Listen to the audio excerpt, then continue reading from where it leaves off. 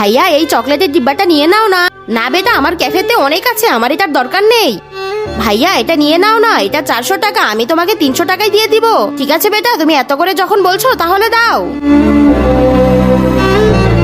এই জুসের বোতলটাও একটু রেখে দাও ভাইয়া। আরে যা রে, সব আমার বাবার কাছে বিক্রি করবে নাকি?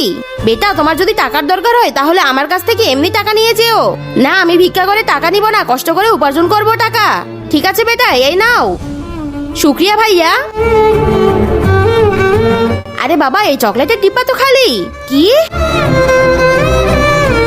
আমি 3 দিন ধরে কিছুই খাইনি, আমার বাবা মা থাকলে আমাকে অবশ্যই খাবার দিত।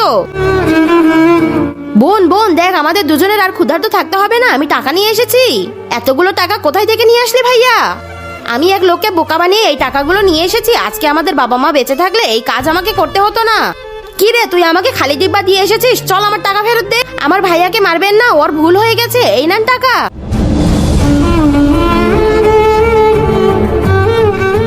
এই ছবিকে ভালোবাসলে লাইক এন্ড সাবস্ক্রাইব করো, আর না করলে ভাববো তোমরা ভালোবাসো না। বন্ধুরা, তোমরা কে কোন ক্লাসে পড়ো? চ্যানেলটি সাবস্ক্রাইব করে কমেন্টে লিখে জানাও।